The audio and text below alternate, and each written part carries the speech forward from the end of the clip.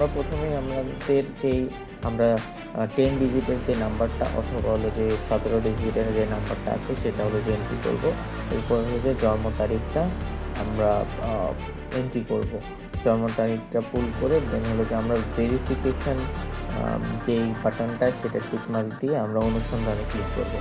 তো আমরা দেখতে পাচ্ছি যে প্রসেস এটা সম্পূর্ণ হয়েছে এবং হলো যে আমরা কোন কেন্দ্র, ভোটের নাম্বার, ক্রমিক নাম্বার এবং হলো যে কেন্দ্রের ম্যাপটাও আমরা দেখতে পাচ্ছি।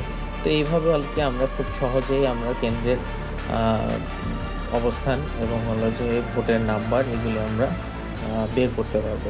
তো আশা করি সুন্দর একটা ভোট আমরা উপভোগ করব।